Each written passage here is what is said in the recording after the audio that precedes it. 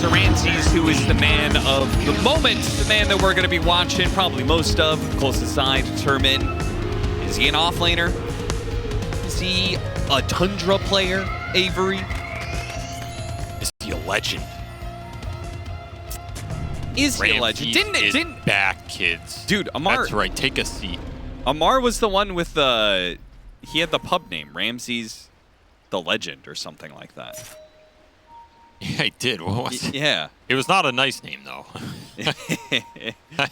I don't know if these two have beef, but at this point, it's weird to think about. But Ramsey's kind of a veteran of the CIS scene, right?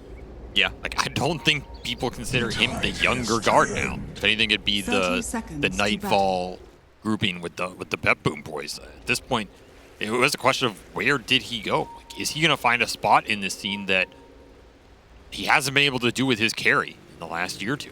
Yeah, I mean, he's old as shit now. He's 25. Yeah, he's got a year. Might as well retire. Yeah, I mean, may as well. You can always come back in 2 years, but damn, that 25 to 28 year period in Dota, you're just dead weight. The battle begins. Sleep setup, gets toggled.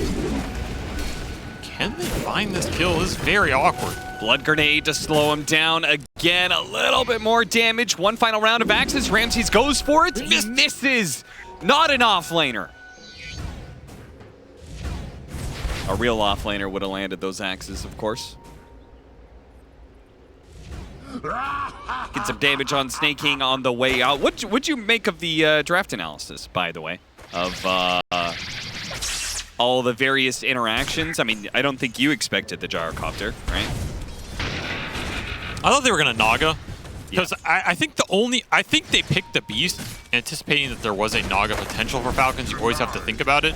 Assuming you can go this, drum build on the Beastmaster, there's still some viability. But the downside of that build is you're also heal dependent, and you have AA to counter it. So I was thinking that maybe Falcons are relying on that. But the flip side there is, well, do you want to be AA blasting Beastmaster in this game? And the answer is probably no. You want to be AA blasting this Morph every fight, eliminate Pure from the game, and you're going to have a good time if you're Falcons, right? That's why you pick it here. So maybe it was a wiser decision to forego that Naga and not have to commit this AA on too many fronts. What? Your Morph AFK shift strength. Is he making fun of the way Pure is playing the Morphling right now? No, I think he's saying he DC'd while he was shifting. I'm not going to lie, I read that as a very different sentence at first because the font's very tiny far away. I did not see the F in that word. Thought we were heating things up early in this series with the all chat. But I kind of like both these drafts and what the teams are trying to do. Like, they're both pretty interesting. A lot of single target on Tundra, which I think is the downside, but they did get that last pick summons hero into the AA, which is generally where he suffers. Yeah. And the team fight looks pretty crazy for Falcons if they can land this AA blast on a key target off a bushwhack or slaughter or stun and then just roll the fight over. But you have to kind of do it into some heroes that can frontline and a sniper that can make that gap close a bit tricky. So it's pretty interesting dynamics going on here. A lot of these fights are going to revolve around who Falcons jump and how much they commit on that target. And if the saves come out from Tundra, there are double saving supports between this Bane IO. We don't think of Bane as a save, but in this game, he 100% is a save. If you can get some clutch sleeps off on a slaughter jump, on a bushwhack coming through, get a BKB off, and then that AA ult doesn't do as much damage as you want it to do. Very different situation. And of course, Roshan is going to mean a lot for both teams here. You have Beastmaster, you have Slaughter, both want to accelerate that objective at that 20 to 25 minute mark, get it on their respective carries, and then maybe you don't care about the AA blast, you have 2 lives on the Morphling. That team fight looks very different for Tundra if they get to that point. So this game to me is it's kind of a battle of the offlaners. Like, you're looking at Ramses, you're looking at ATF. Who can control the tempo here more than the other? And there's a lot of nice words being thrown towards Ramses here. People just glad to have him back in the scene. Yeah, I'm sure a lot of people at this tournament are happy Ramses is back. He's a fun player. I'm sure Quinn's one of them. I knew you were going to say it. I actually, you're going to find this a very weird tale, my friend.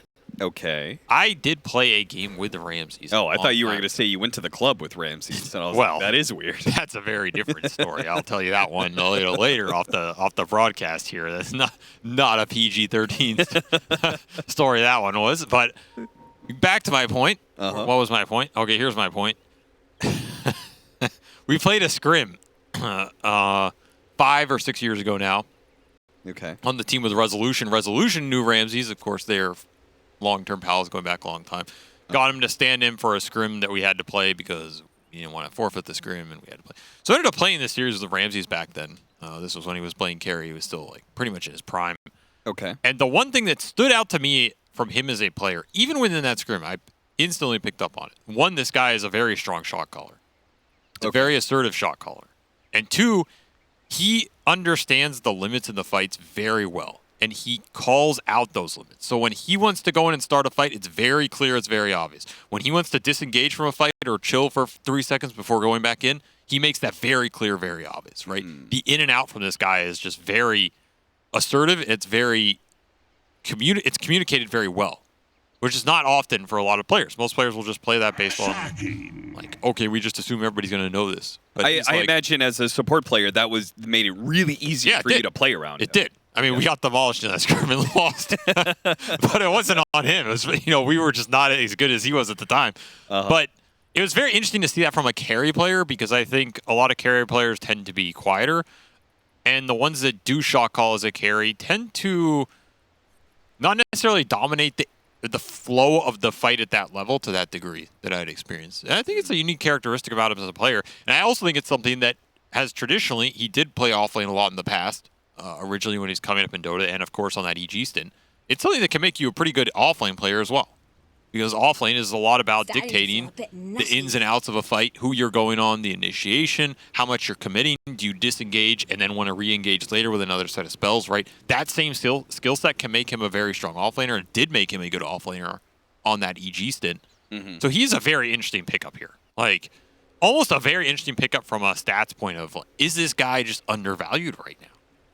Because he hasn't had the same success on carry in the last year that he did in his prime. Like, there's this view of, he's just washed, this guy's not as valuable, right? But from a statistical standpoint, he might just be that diamond in the rough that's underneath. So we had a pretty interesting conversation recently in our not a podcast about the fact that you really dislike players changing their roles. Yeah, I do. I hate it.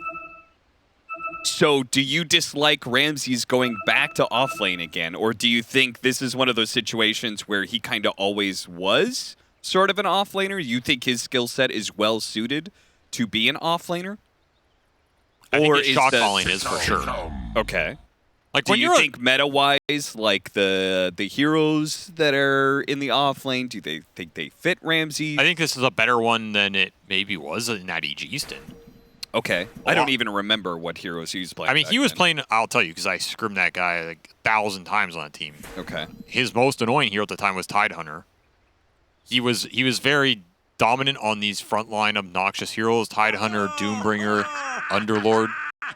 But to me, those aren't heroes he's going to control the game with on a carry level. Yeah. So I assume this type of patch where there's a lot more semi-carries, there's a lot more of these like razors he could play. Yep. If he wants to play the Beastmaster, sure. But if he wants to play stunners, these Centaur Dooms, if he wants to play something like a Doom that can scale a lot more, or a Mars that, sure, Mars is a stunner, but you can also scale that hero a lot more now than 2 or 3 years ago. It's just a heavier farm role than it was back then. In theory, he should be very natural for that. So you think he would be kind of like, he should be more of an Amar style offlane? I think he can very easily. I don't know if that's where this team will put him, because, I mean, you are looking at a team with some heavy game-dominating cores in Thompson and Pure that maybe Thompson can be sacrificial at times, but these are guys you have to play around, play through. Like, you can't have too many cooks in the kitchen, right? Sure. And that's where I think Ramsey's finding his place on his team if he ends up staying on his team for a while. That is going to be a very peculiar fit to make work. If it works, could be really good, because you're getting a strong shot-calling offlaner that plays a wide variety of heroes and can be adaptable. But what does that look like relative to these two other cores, right? I mean, yeah. These are just super volatile cores in Pure and Thompson. Like the ceiling has to be the highest of any 1-2 pairing in Dota. I think that's an argument I'm very confident to make. That ceiling is as high, I think, as any 1-2 in the game right now. But that floor is also... Well, Thompson's going for it. Who He the got the hell kill on knows where? Maureen. It's a Fairy Fire that will make the difference, but that means Thompson holds on to his, holds on to a matchup advantage for now. Never mind, Bottle just got delivered, so there goes that. And honestly, if you have not been studying Maureen's laning over the last 2 months, then I don't know what the hell you're doing as a mid player, because this guy has been owning lanes for the last 2 or 3 months, and it's a big piece of why he's found a lot of success on his Falcons team. Maybe he's had some help and coaching in it, but even when he got selected to be on Falcons, talking to other mids, like I remember talking to Quinn, I was like, how good is Maureen in the lane? Is this guy actually good, or is it just kind of fake news? And he was like, no, this guy's the real deal. So this guy is a monster laner right now. He's in his element, he's confident, he's in his zone. And we're seeing it here. I mean, he is doing quite well for himself on the early waves versus the sniper. Oh yeah, wow.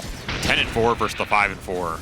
Putting in some work, and that's what you want to do in these sniper matchups. Beat him on the early waves so you can go into the levels 3 through 5 with some good momentum, some level XP gold advantage, and maybe not suffer as much at those later points as some of these sniper matchups can turn into. One more thing about the whole Ramses thing. I thought Pure was a pretty active carry from a communication standpoint. I feel like I had heard that. I think he is. I mean, he's effectively the captain on this team, I guess. Yeah, yeah. One way to think about it. So that is another interesting dynamic here. Yeah, like I feel like both your side laners are going to be talking a lot in this situation. I mean, not necessarily a bad thing, because I think Thompson's a very quiet player.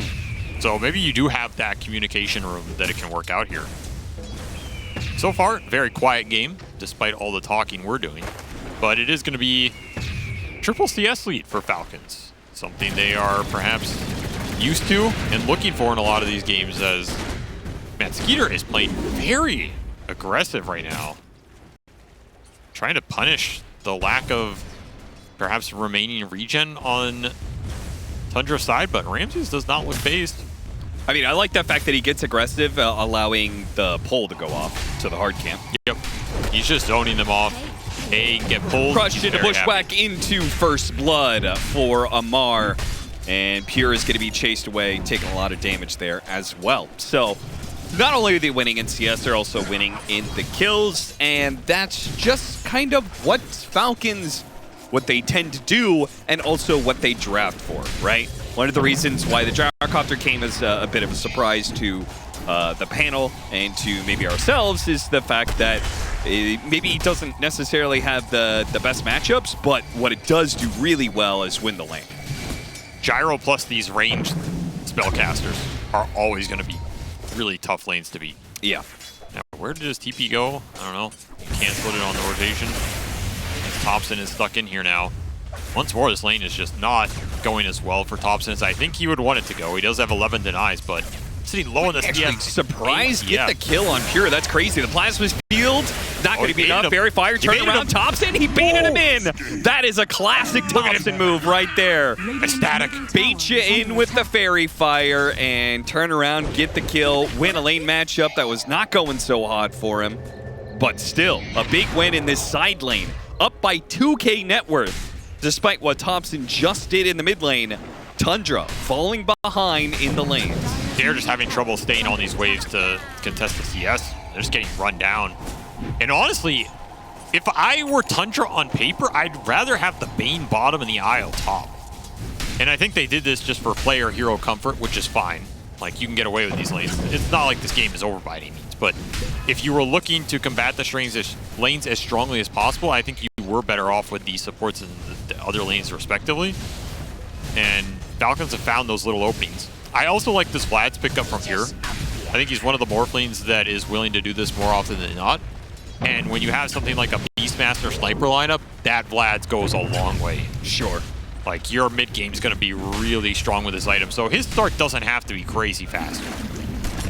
He's just going to be able to join the fights, get active really early. If his other cores are strong, he's going to help enable them. That ball is going to be a bit stronger. But damn, is ATF farmed, man. I mean, I know we talk about how strong this guy's laning phase is, but like, he is absurdly far ahead on this net worth chart for 6 minutes. Yeah, he's top CS and got a first blood, so he is 3,500, 1,000 ahead of Skeeter, who is currently going to get gone on here. No real threat of dying, I assume, unless the IO comes in from the gate, from behind, to lend a helping hand. They just need a bit more damage, and they're just going to run shy of it as the Axes once again. I think only one of them clipped there, so... And they didn't get the tether damage and slow for that long either. Yeah. Nice rotation idea, though. I think the concept was there for Tundra because you do want to leave this Morphling alone, and the Beast IO is going to be a strong combination for them in this game. But Skeeter, he had early Falcon Blade, some extra levels, enough to tank through it, and more XP for Snaking. So honestly, Snaking, pretty happy about how this lane has gone because he's gotten pulls off, he's gotten some early items, and he's getting the XP he wants on a hero that really needs it. I mean, this hero is all about the level 6. Nothing really matters for this hero in the early game other than getting as fast as 6 as possible. That Wisdom Rune is still up, I believe, for Falcons as well on that minimap, so he still has some more XP to come in, collect in the bank here. And that is a very strong position for him to be in right now. Honestly, this lane went damn well for Falcons, both these side lanes. They got what they wanted out of him. They got a nice river ward there, so they see the IO still kind of hanging around here. And where do Tundra want to go right now? You can't really just force that dive top. Maybe with the Beastmaster 6 you can look for a Roar player, but your damage follow-up is pretty bad unless you're going to TP the sniper into that play and just commit the full 4-man fight. Yeah. That is one option you have, is rotate the sniper top off the Roar timing. But otherwise, you're probably just stacking and playing the farm game here, right? Leave Pure on his own. He can defend this tower. He can lane against the Slardar. I mean, if Falcons want to bring numbers, they can run him down. But he's the best hero to leave alone in this game. Dire's middle tower is under attack. And I think you have to bring the sniper to the Beast. I don't think you have another move in this game. I don't think you can bring the Beast mid. And you need to start pushing these towers down, creating pressure on the Falcon supports before they have those ultimates. And it will be Thompson making the move. Sniper coming in from behind, slowing down Skeeter long enough that the Primal Roar comes out, and they'll finish him off, and they'll catch Snaking too. Yeah, perfect He move. doesn't have any boots, so just what you wanted to see happen. Nice little easy camp stack there too. This is exactly what you want. Dire's top tower Get these supports before they can just casually get to their level 6. It's going to make those types of plays way harder. This is what the Beastmaster is designed to give you right now. The tempo, the pace, advantage over the enemy supports, but you have to combine the cores to make it happen. Really nice. Just tiny rotation from tops and gets a lot done here in the early game for Tundra. is under attack. And should result in a decent amount of tower pressure. Radiant's bottom tower has Though at the fallen. same time, we see ATF take that tower bottom just for free as his net worth continues to explode here. He has a Blink Dagger done at 9.5 minutes here. What in God's unholy earth is this timing? Like, what? This is Oh boy. so fast for... I mean, he has all the stat items too. That's why it's so fast. He has full treads, bracer, wand, level 7. This is pretty scary because he can now TP and react to these Beastmaster or Sniper moves and give Falcons the gap close setup they need for the Or he's just going to kill the sniper outright here. Oh, missed the bushwhack. That, just a little bit of stun would have been enough. That's 100% enough. Thompson does not know how lucky he was, perhaps, to escape. Well, I call it luck, but man's got 2 rings. The smoke. So. Ain't no thing is luck when your name's on the Aegis, Austin. It's true. But when you get it there twice, that's kind of lucky. I'm gonna be honest. You know, first time is skill. The second time is luck. Yeah, winning a second Aegis, like, come on, man. Unless you're Yatoro, that guy was good. Oh, okay. Yeah, sure. Yatoro deserves it. Amar will lead it up. Ice Blast not required. They have a little overkill. Plenty of damage to kill supports. 100 to 0. That's that blink reveal off the failed smoke from earlier.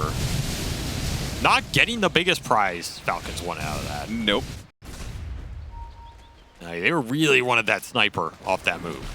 Yeah, Thompson's being decently elusive. And you got to remember, this blink from the Slaughter is only as good as the kills you're going to get out of it right now, because normally I think we'd see ATF go for a farming item here, especially on his Slaughter. It would be a Midas, it would be a Mask of Madness, it would be something, you know, he could be another 1,000 gold richer here, easily, off some ancient camps and just free farming bottom. So he sacrificed a bit to try and make some moves, enable his supports here, bring the lineup together, and I mean, he's still incredibly farmed.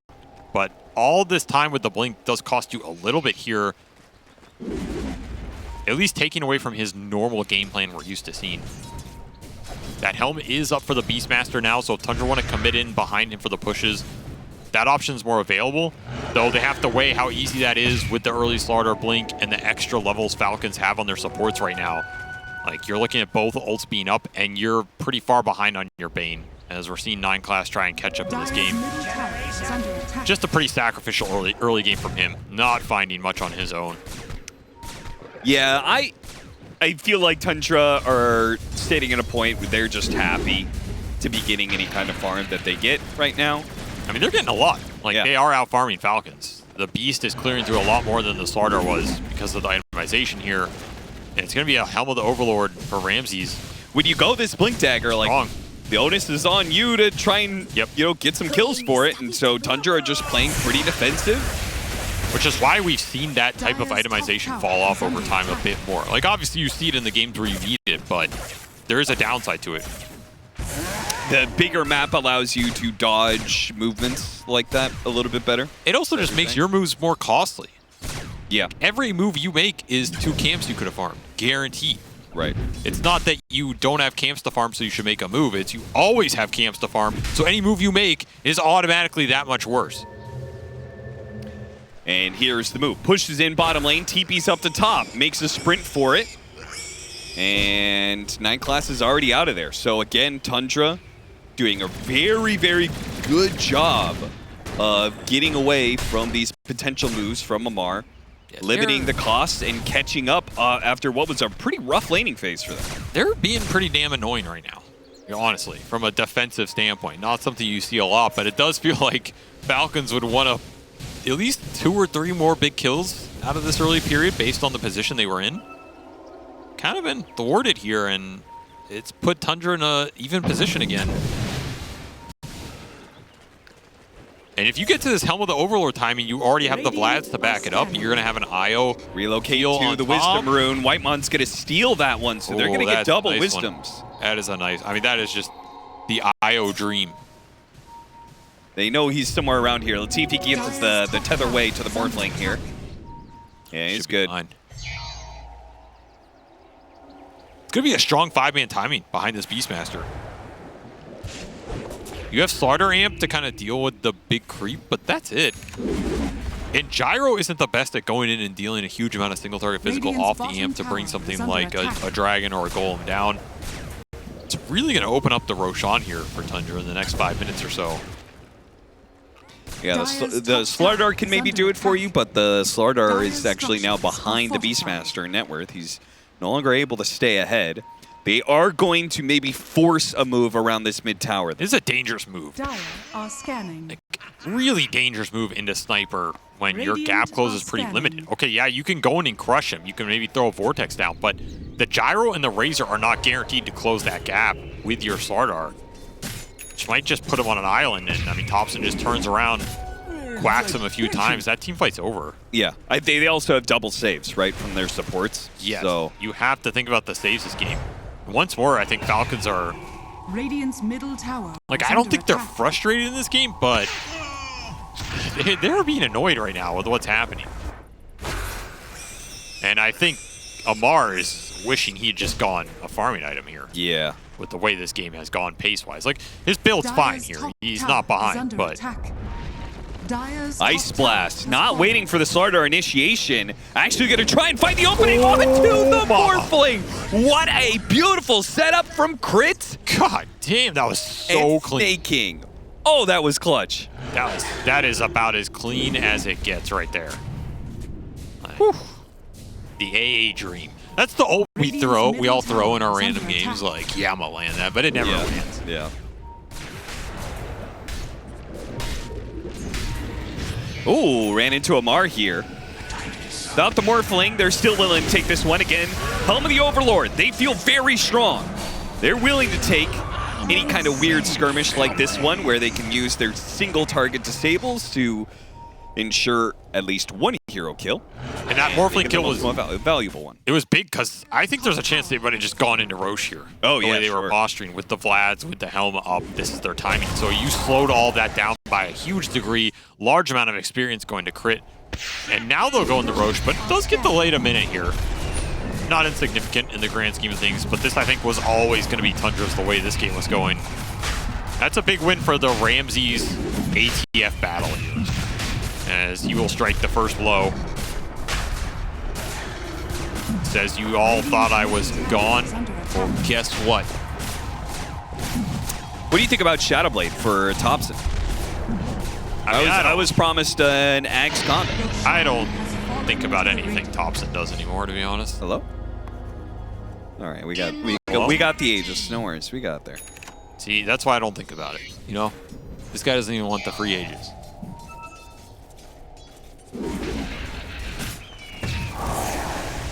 Oh, blast lands. That's enough. So, getting some Ice Blast pickoffs here, and maybe that'll delay another 30 seconds into this Aegis window. What is Tundra wanting to get done with this Aegis, though? Do they really want to try and take objectives from away the Falcons, or is this a farming Aegis? 100%. Okay. Tier 1 mid for sure. You want to get that backstab with the Beast into the full fight going. Like, this is 100% a fighting Aegis. You want to at least get a tier 1 mid, plus probably tier 2 top, or tier 1 mid into triangle invasion. But there is no way you want to AFK farm 5 minutes of this Aegis away. I think you are perfectly capable of taking every fight right now. You even have the night vision on the Bane. Extra vision on the sniper to help you right now. Sure. Thompson opening up off that Shadow Blade. Surprising crit. That Assassinate will not be enough damage, though. Squirrel gets out of there. But I think this tier 1 tower mid is just guaranteed. I don't think Falcons can defend it. So it's just a question of what you're getting else on the map during this period on top of that at some point, to me. Fiend's grip on Amar. He can't really fight into this. He has this Aghanim Scepter, which makes him tanky, but when 90% of his HP is gone by the time he gets off the crush, doesn't do a damn thing for you. Tundra look pretty damn good. This is a very specific kind of playstyle. They're even going to maybe catch up to Snaking here. Slowed down by the Vortexes, though. I think this is a more structured and methodical game we've seen from them. Yeah. Where sometimes they're a bit more chaotic and just, you know, we're fighting with everybody. This just feels like they're slowly getting the map in a state they want it. They're going to get the reload gank mid. This is a big kill if they can get it. They're running a little bit low. What a bushwhack into the Ice Blast! See you later. Tundra thought they were going to be able to kill Skeeter, but instead, not only did they lose his 3, but that was the Aegis on the sniper. He's going to come back and die again. There is the hand to wave goodbye. Wave goodbye to Tundra and all the momentum they built in this game as one squirrel with one acorn does them dirty. Oh my God. By God, crit. Man's got a family. Quite literally, he has a family. That's as good as it gets right there, folks. And that is the danger of trying to make a play. I mean, they've been all defense. They immediately try and do a little offense. Well, I mean, the thing is, I think it's the danger of this play without the Beast. Like, the reload play in the setup's nice, but you don't have the Beastmaster there, and Falcons are like, oh, okay, we're happy to take this turnaround. Because that's your strongest hero right now.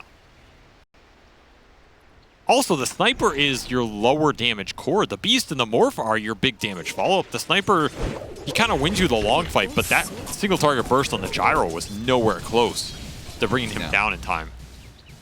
So big misstep here is going to cost them a lot of momentum in this game. However, still a very tight game despite the support differential. But you would kind of expect that here. I think the Falcon supports are naturally just going to push more waves far more on this map. They're going to build up more against an IO Bane. This time it is Falcons with the double Wisdom Rune. And Steel Tormentor. Very efficient one, too. Who's going to get it? Snaking is rewarded. It's a nice little shard. So more support net worth differential here. Really the name of the game. Like, you're looking at a 6K lead, but it's not from the cores. That is all the supports here. Yeah. And it's just Tundra farming towards BKBs. Or at least the BKB for Ramses. I mean, he is still massive. But double Tormentor, like, Falcons getting rid of that Aegis and that early into the timer as well, you didn't even really get the fight off it that you wanted. And then into double Tormentor, double Wisdom Rune steal. Now you're looking at 7K lead. They have really struck back in the last few minutes here. Shifted the onus back onto Tundra to make something happen while... I mean, it feels like they're strong right now. Like, you have your aura items, you have your fighting items on your sniper and your morphling. You don't need much on your support duo. Their spells can get the job done. You just have to find the opening. And maybe this is where Tundra is going to struggle, is being, again, on the offense, trying to find that opening in the first place. It is, because they got him R. Relocate coming in. This is a tanky Slardar. The damage is not coming very fast. They have to back out. And now they're going to get chased down for this one. I mean, you could bait in and try and turn here. Crush goes down straight for the IO. Quick shot there from Crit to finish him off. He got relocated back anyway as the timer ran out. Anybody else? Any more rundown? The sprint coming back up with a blink coming in as well. Trying to dodge, doesn't get hit, and gets the blink dagger off. The Ice Blast is going to come in, doesn't quite land. Slowed down by the Plasma's field, and they've got him. Easily got him, and they'll clean up his creeps as well. ATF. Blink at the right time.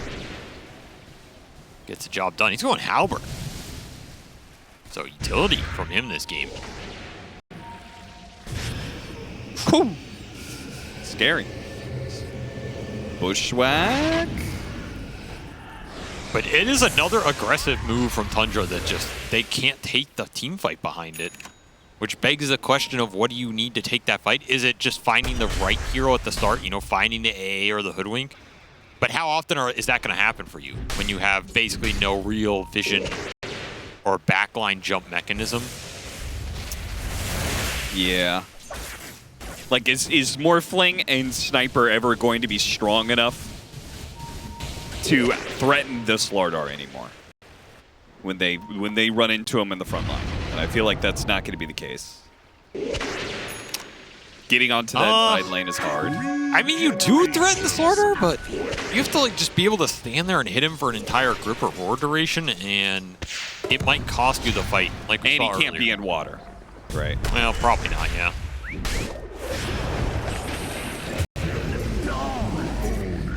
Another crush, another kill. This crush, the shard pickup also makes it so the Thompson Shadowblade, a lot worse.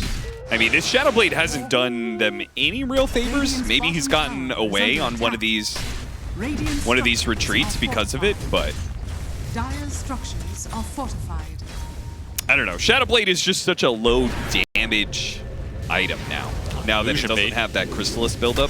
But ATF has seen the damage Ice Blast numbers. behind him. Oh, it hit the IO too. So even if he was going for the relocate there, Whitemon would have had that canceled by the Ice Blast. I mean, Falcons just playing this combo so damn good. Yeah, maybe that bait works versus a lesser team, but here, too easy for ATF. This is too easy for Malrine. Up with his illusion. Malrine will finish up 9 class. And now Falcons, I mean, they're putting on a different kind of class here. They are running over Tundra, taking them to school. I just don't feel like they can take any fight in this game. They were playing the map okay for a bit. They got that Roshan, but since that bushwhack mid, it's just... I mean, what are we working towards here? Yeah, it went from 3K to 10K pretty damn quickly. And now they're going to be taking some stacks, taking over your side of the map. Tundra, what do you do now? They have to be able to frontline with somebody because it is not your Morphling in this game. Can't wait for him for a little bit longer.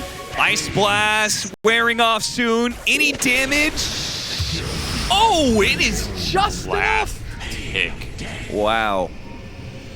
And they're looking for tops, and they know he's here. Under attack. Yeah, they had that deep Radiant's ward top down the tower lane is earlier, under so I attack. believe they saw Thompson pushing up. Oh, don't show. Radiant's show, top tower little. has fallen. Little sniper. Radiant's top tower is under attack. TP's out to safety. Farms up the top lane, but their most farmed hero is this Morphling who hasn't really gotten a word in this game. Man just seems too countered by the combination of minus armor plus Ice Blast. Do they have the damage for this? It's looking like it. Maureen, they need a little bit more, and they've got it. Okay. Good turnaround there for Tundra. Catching Maureen very isolated. Yeah, he did not have vision there. Manta dodge, gets away from the bushwhack. Radiant's bottom tower is under attack. But back to the tier 2. They don't really need Maureen. Falcons, they feel like they're just flat out stronger as long as they have the Slardar plus I mean, you have damage. the Roche here. Structures are If you're Tundra. fortified. Oh, Like, you have to. yeah. Which Falcons, knowing they're on that corner of the map, they can take this fight, though. That's the scary part. A Blast has come up just now. He's going to throw it. He TP top before, so it will land here. Oh, this is Roshan's going to be really low as this Can lands. the starter get it? Oh, it's the Hoodwink. Hoodwink coming in. Oh, that enough? The ancient apparition is dead. Thompson, he's going to clean up everything inside the Roshan pit. Oh, they got him on the relocate out. Good call from Whitemon to use the relocate there in dire scenario. Here, have a cheese, my man. Goodbye, brother.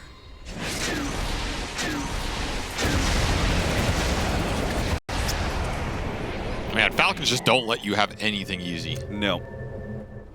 But I guess Tundra do get Aegis cheese. They do? It cost Pure another death here as this Ancient Apparition has just ruined his game.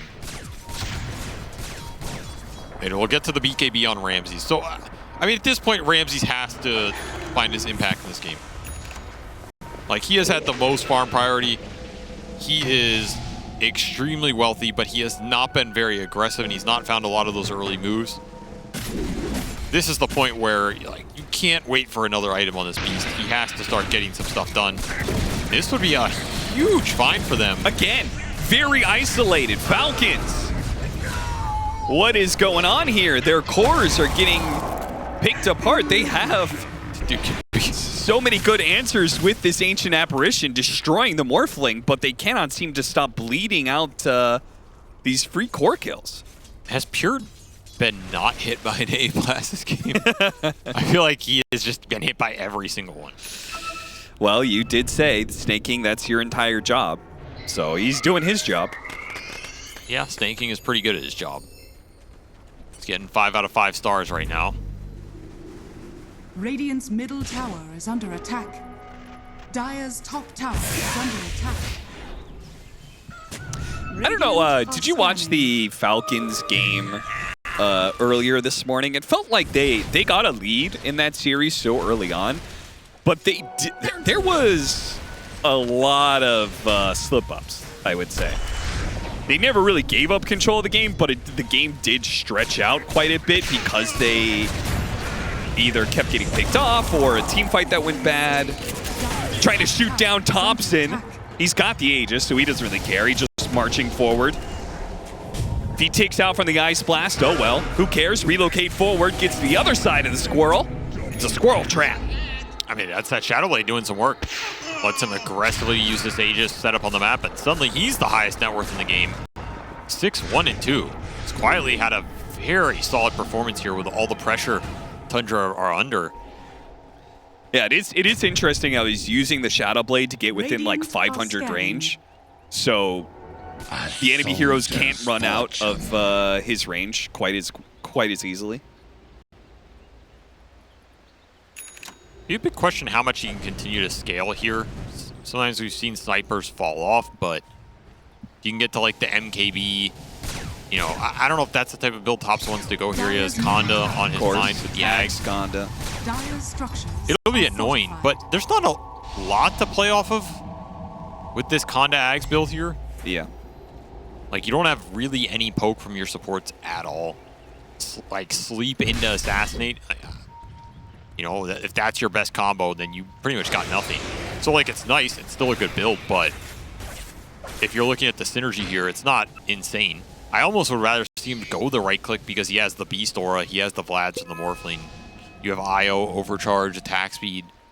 I feel like there's more to buff up this turret sniper this game than for the magic sniper to play around.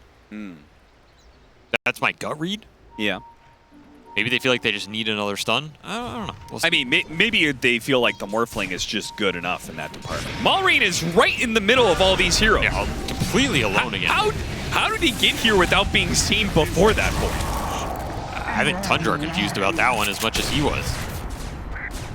What is this guy? I mean, Radiant's courier has been killed. that's when you are in the team comps Dire's literally top saying, tower like, what the is hell is under this guy attack. doing? Well, Maureen is laughing it off, I guess. I mean, he found him. Dire's bottom tower is under attack. Falcons are going to protect their last Now ward. Thompson is the one alone, but he has an Aegis. They used the cheese for him. Now the Aegis is going to go off. Was that the right play? He does have a shard trying to shoot himself away, but the bushwhack lands, pulls him in close. Thompson gets a little forced away, goes for 9 class instead. Chasing hurt. after him, though. The corrosive haze is going to wear out soon, but they got him. Still on the Gleipnir, and now the crush to get the fresh reveal. Tower is under attack. Shadowblade will not aid his escape this time around. So, Falcons, very successful, playing around a high ground ward. What? Managed to get 3 kills. Wait, he had... Why did he take Gem back?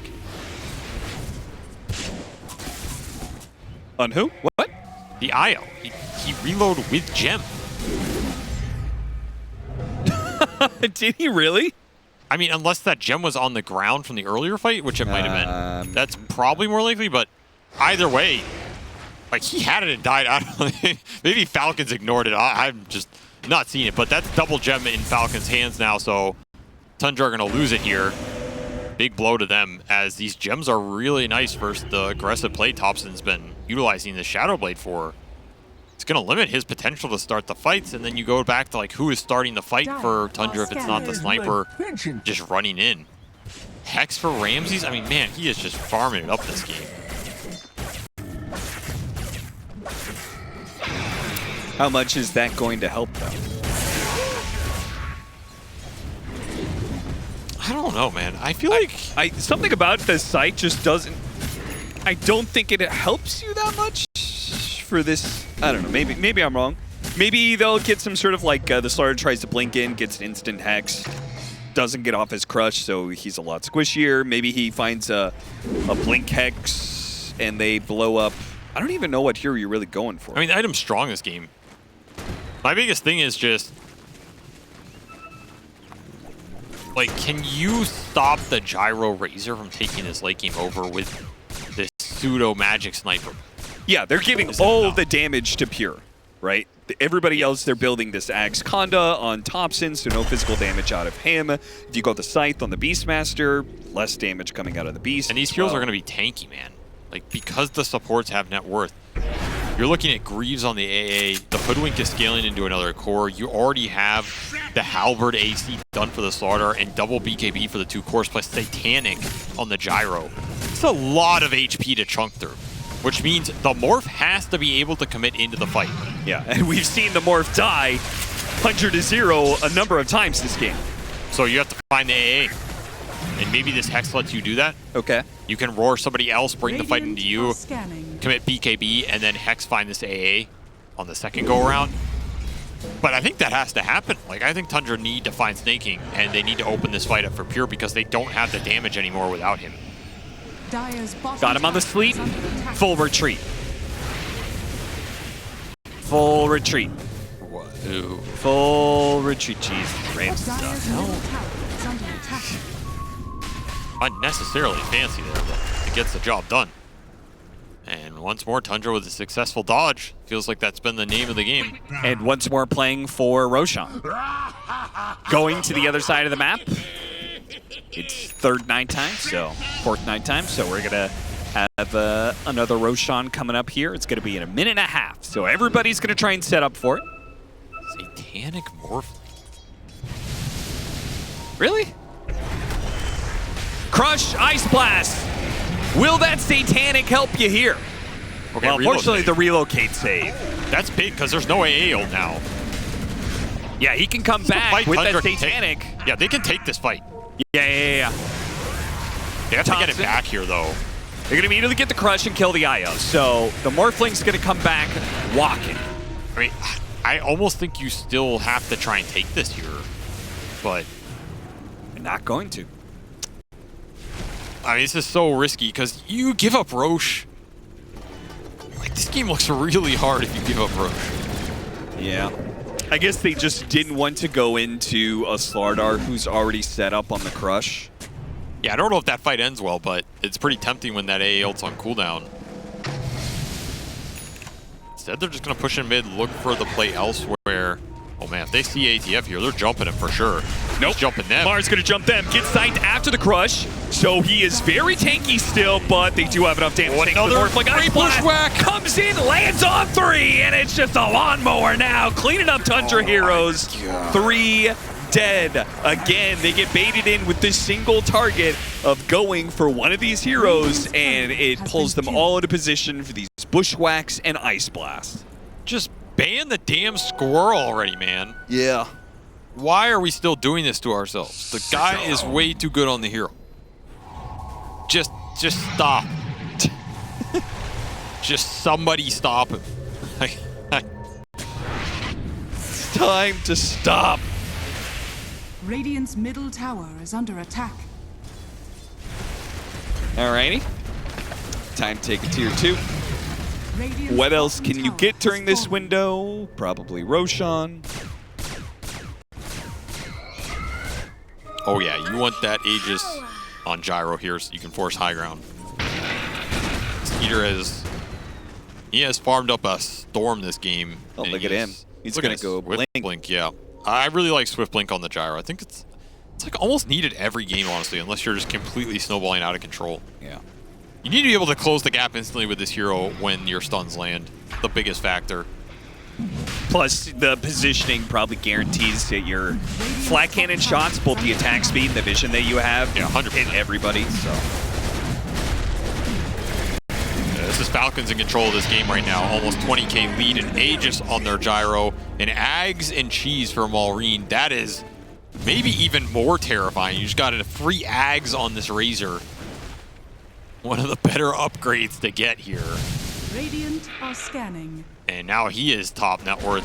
And he's going to have a refresher too, so that Ags is just even more value. With the way he's itemized. yeah. It's Yeah, a lot of minus armor to deal with. Yeah, you lose one team fight, the entire base is gone. Radiant's It top gets tower is refresher, under attack. double Eye of the Storm Razor. I mean, if I'm Radiant's crit, top I'm tower maybe even has thinking about fallen. Desolator here. Like, he's going Wind Waker, which you can't blame him. I don't think Wind Waker is Top ever tower bad, is under attack.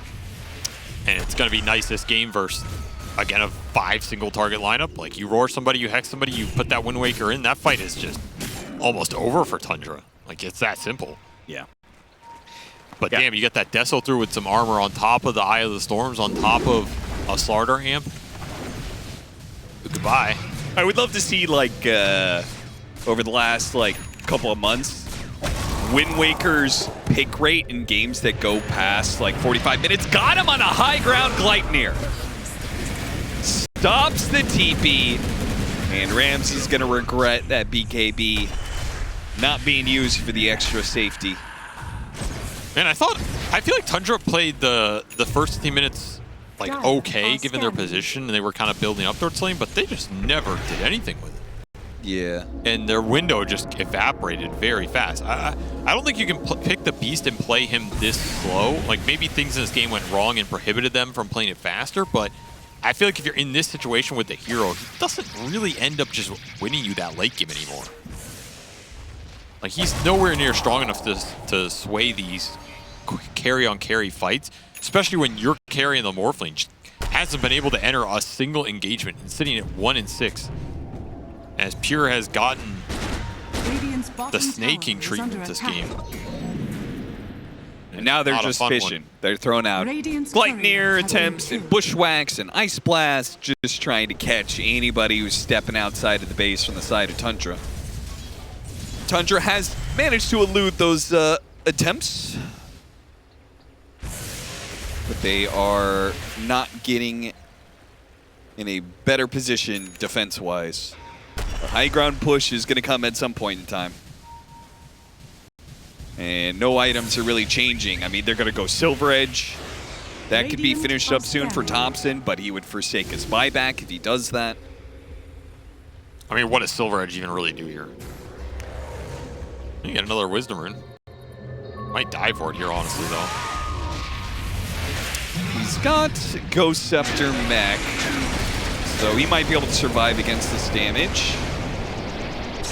Lasts just long enough. Hey, look at that. Made it out. Bounty! Clap, clap for the IO. Oh.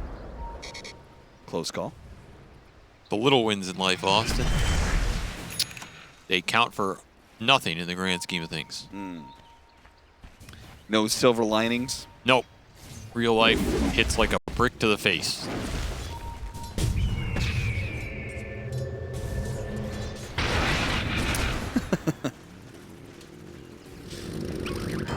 $11-25, 28,000 net worth lead for the Falcons. Oh, you still have that button, huh? I knew it was going to be there. God damn it. With us in spirit, Suns fan. Falcons prepping their war cry as they ready to go up high ground. I mean, ATF's just looking at him. What What are you going to do about me, man? I'm sitting in my puddle. I got Shroud, AC, Halberd, Rattle Cage. Like, His the hell effective do you do to HP this guy? inside of the puddle must be insane. oh, that's a quick pickoff, though. Off the what, Hex. So what happened quick. to Malrine? Why did he Didn't go even down see that it. hill? Because he thought ATF was going in. Awkward. That's a long death timer for him. Yeah, he bought back for that mid-fight. Remember the high ground? Bought out for Refresher, too. So that's a very big gold kill for Tundra. Scanning. I mean, I don't think they can do anything with it, but But it does good. waste the Aegis. yeah. Honestly, both these teams have not used Aegis to its max potential in this game, it feels like. Yeah, I mean, I guess he was trying to loop in, but the weird part was they were hitting bottom tier 3 at that time. So Yeah, they were showing heroes. Something about Malrine's read this game has been a little off compared to what we normally see from him.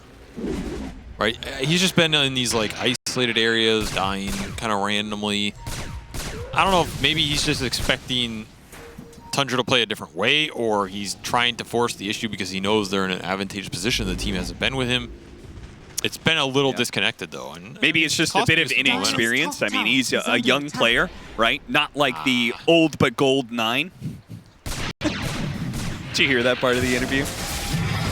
He was like, he was surprised how good 9 was, that he was like owning him, even though he's an older player, and then he called him old but gold. This old player bullshit. Needs to stop. Yeah, and it's gone too far. Except for Seb, that guy's old. He deserves it. Yeah, he's talent age, you know? Still at it.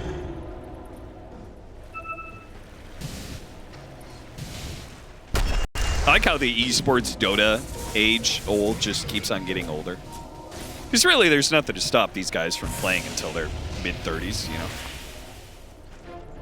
Maybe we'll have a 40-year-old player at some point. That could be you, Avery. It will not be me, I can assure you that one. For many reasons. Falcons gonna make a flank here. They want to get the jump. They have so much jump potential with this gyro build finish now. As Skeeter's just full slotted. We saw him pick up the Swift Blink. He has Daedalus and Ancient Guardian on top of that. This gyro hits super hard. Tundra, are they going to be ready for this? They're going to break on the smoke here. Blink backwards. Amar jumping in blind, doesn't quite get it. Maureen getting a little bit of vision there with a plasma field. Can they turn around and do anything about this? This Shield Rune Razor. They immediately break the link though. Fiend's Grip is also going to be used. A lot of single target being used just to try and retreat. And they're still not even out yet. Wait a minute, no. The jump back in, an instant bash coming out from Amar, stopping Pure from killing Crit. And that was the first aggressive move from Pure in quite some time. He got a squirrel to half HP and couldn't stomp it out. Wait, he's dead. Free fight for the Morphling.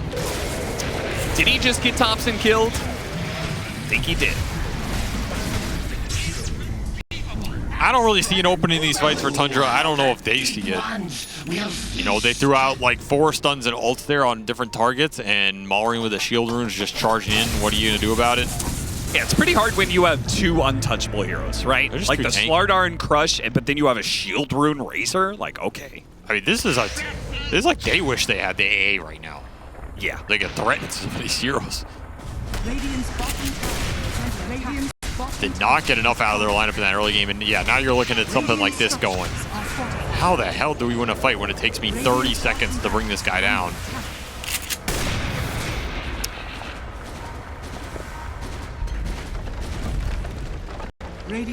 One lane down. No creeps. The wave is coming in mid, but that'll probably give Tundra enough time to revive, and Roshan's coming up, so better not to. Oh, spilled water on the desk. You hate to see it. You hate to see it. He was just checking for termites. That's the stuff. Why would he be doing it through touch? I don't know. Lincoln's for the Razors, so all that single target that we saw, the Fiend's Grip, the Primal Roar. A lot of it countered by a simple Lincoln's. Staking gonna be found. This is perfect for Tundra. A huge opening right around the Roshan timing here. Don't let him get away, though. Hold up. They still got him with the sniper. Maybe the Ice Blast coming out. Assassinate. Force Staff over the side. He dodged the Ice Blast. They can relocate out. It took a lot, but they finally got there. Primal Roar going out. Wind Waker time to shine. Help Amar here. No, Pure is going for it. A hard kill to get, but they can finally bring him down inside of this puddle. Wait. No, where's the damage? Finally, it comes out. Thompson on the high ground, laying into Skeeter. Skeeter surrounded by heroes. Wait for him away. Has to start backing out, but his BKB has ran out, and Tundra are looking for more. They're hunting. Or to try and get the follow-up jump. You have to be careful about going in on this gyrocopter with how much damage he has, but you do have to look for something here with the advantage you've gotten in a game that... A blink 30K before Thompson could hit Skeeter. I mean, you have to keep chasing here. They're TPing to the outpost. They're trying to still catch him. Ooh, that is very close. But not close enough. And I mean, Falcons get out of a tricky team fight for them. As yeah, that AA somehow gets out of there. I don't know what the hell that was. Causes them some big problems, but I mean, shout out to Thompson's little move there, where he force staffs out of the Ice Blast that's coming in. Does a 180, assassinates the... That was some MLG level no-scope action. That really was a... We're going to see Roshan still be an objective here for Tundra, and I don't think Falcons can be up in time. Nope, no way. It's a big win for them. Down 30K, more than 30K. They find that opening in the fight, find the Ancient Apparition. Ramses gets his mark, and suddenly you can see what Pure can do in that fight. He has good steals this game. Still get hit again. I mean, he can steal the Razor Link and turn it again around. He can steal Gyro and turn the Flak against them. Like, if he gets either of those and he actually gets to play the fight, it's a really good Morphling game. But he can't not get hit by this AA Blast. So you need more fights to go that way if you're Tundra. Big team fight win for them, pushes the lead down to only 30,000 gold. That's crazy. Pure. Radiant are scanning. Not quite breaking the smoke there from Radiant's high ground middle position. tower is under attack. Which means the smoke doesn't look like they're going to find anything. Tundra, quick retreat. They seem to have a pretty good idea that some aggression was coming their way. They're going to back up for their own smoke, perhaps. I assume that's what's going to be going on. Holding hands on the high ground. I mean, this is where you have the team discussion about, Dire's hey guys, top they tower can never is under win the attack. game because we have high ground sniper. All right, somebody finally shows in the top lane, and Tundra are... Okay, now we can leave the base.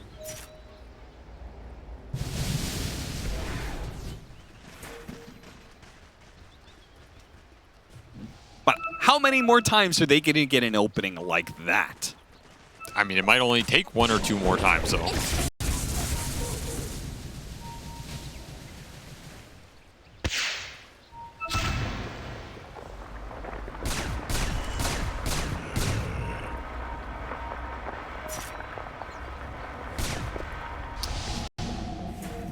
Well, they do have better high ground siege with the sniper having Aegis. Don't have to even go into the high ground to take a tier 3. Yeah, I don't know if you're sieging in this game, I'll be honest. I don't think Tundra have any plans of ever going high ground. Are scanning. You think they're just going to try and kill Falcons Yeah, I think enough that's- times that they Tower is GG under out? attack. That's how you win this game. You just killed them 10 times somewhere in a fight around a Roche or a random Dire jungle are area. scanning. There's no way you go higher. Like, what? High ground is only just to get them to buy back. You're just getting bushwhacked into a vortex, plasma field, amp. You're just dead. Slardr's gonna blink in. You can't focus the Slardar. Radiant's It's middle automatically tower an is under awful attack. fight. Pure's gonna get hit by a ult for the 18th time this game. Like, you know, there's just no way. Oh, we got to look at the damage numbers. This is a reminder for both of us. We should look at the damage numbers of Ancient Apparition's Ice Blast against Morphling, specifically. Because he has done 16,000 damage Yeah, as an Ancient Apparition. Yeah, there you How go. much of that is... that's all to the Morphling. It's all Ice Blast and all to the Morphling. Snaking knows his job. You give this man a job, he's gonna do it. There's a quick pike. Chasing down heroes. That was a mean Conda hit, though. Damn. Skeeter down to half health off of assassinating a couple of shots there. He's starting to pick up some scale. Yeah, he is. Still have Aegis for a minute and a half, so if you're Tundra, you got to think about taking these fights, especially if one develops where Falcons are going into you like that. You're not going to get a much better exchange on the map. And Thompson has played so damn aggressive this game, but has not really been punished for it. 11-3.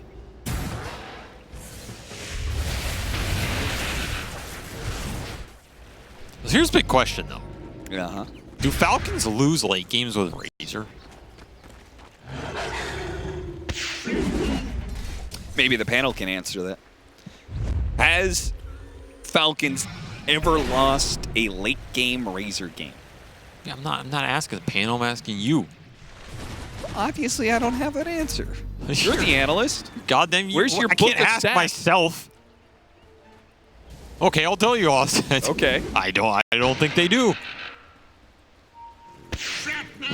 I don't want to hear what you think. I want to hear what you know. Where's my pension? And I Dire's know top that this tower is game under attack. has turned a little funny. Wait! Thompson's going to hit the high Holy ground. shit. Are fortified. Oh my god. Yo, Dire's chill, top tower man. Like, is under what? attack. I think he thought he was in the wrong base. I think he just knew that nobody was Yeah, home. he's like, oh, I gotta get the hell out of here. Oh, wait, I'm on Radiant side. What am I doing? Guys, why is my Ancient Guardian giving me bonus damage? Oh, God.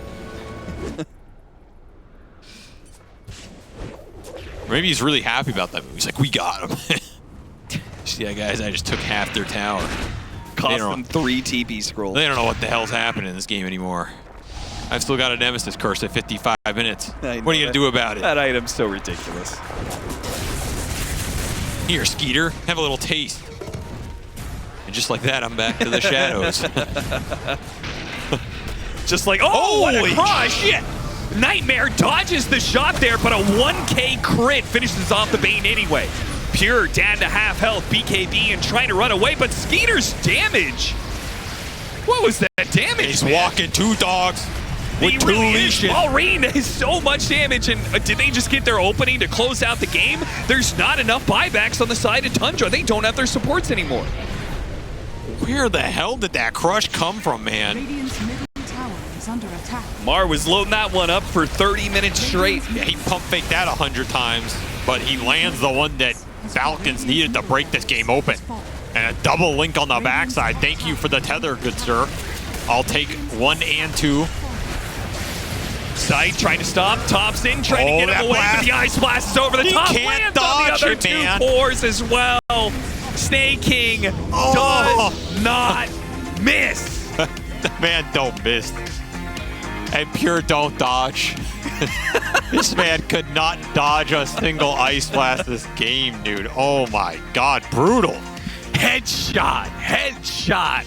Tundra versus Falcons. Avery, what are you expecting out of this one? We've heard the panel's analysis of the drafts. We're here into the game, seeing everybody picking their heroes, such as the Amar Pango. What are your expectations here? Okay, I'll make a few predictions. Okay, love a One, prediction.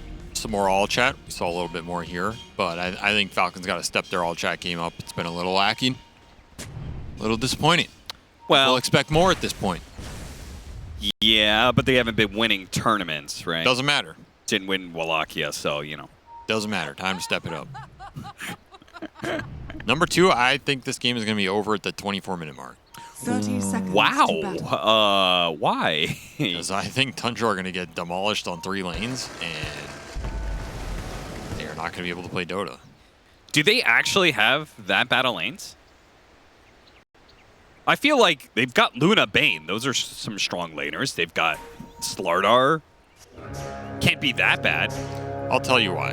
Okay. Because the last 4 times I have watched Falcons play this Pango plus melee 4 off lane, every single time I've been like, you know what? This lane's kind of weak. They're not going to be able to do much with it. And guess what Yeah. happens? They're 8-0 by 10 minutes. Yeah. So, you know what? I'm not going to bet against them anymore. So that's going to be... Oh, around the tree, the other direction, but Amar still finds the final hit to claim the first blood. Now, Thompson does get a kill for it, so that will make the mid matchup a little bit different. Yeah, I think that tip is Maureen complaining about it. Yeah. Thanks for boosting mid, bro. Uh-huh. No problem, my friend. These Okay. guys just win this double melee Pango lane. Like, they do it every time. So I'm convinced that's going to happen, and then they're just off to the races. I have a lot of faith in this Tundra Naga setup. I think they utilize the hero better than any other team in the world, actually. And I don't think it's close since like, TI 11.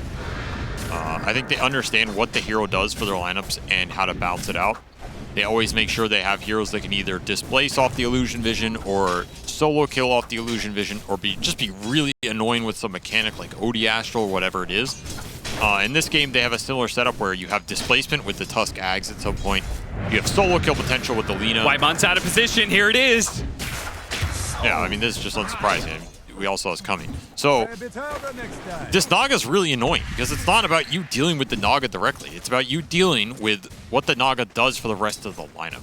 And I don't think they have ways to really stop that. Like, I don't think you're stopping this Tusk Blink kicking someone out of position off of a Naga illusion.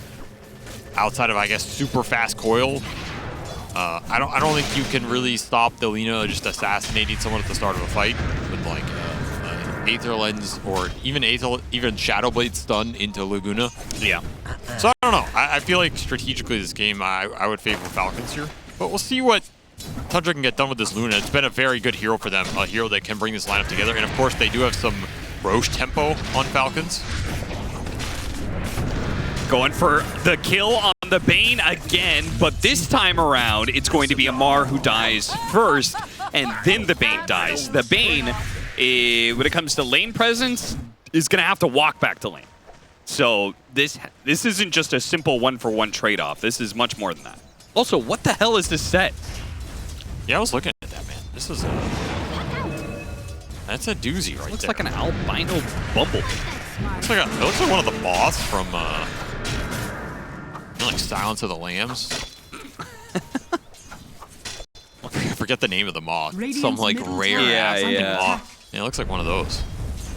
Maybe that's where it's from. Would be kind of cool. This is where the lane pressure is going to heat up. It's not a fun matchup for the Puck. To be honest, I don't think there are a lot of fun matchups for Puck in this current meta. Yeah.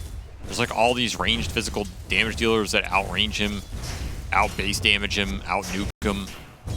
And like some of his really bad matchups aren't even in the meta that much. Stuff like the Lone Druid, for example, he doesn't have to worry about, and it's still a struggle for him in a lot of these games. So yeah, it's a tough one. Malreen's gonna pull ahead for sure.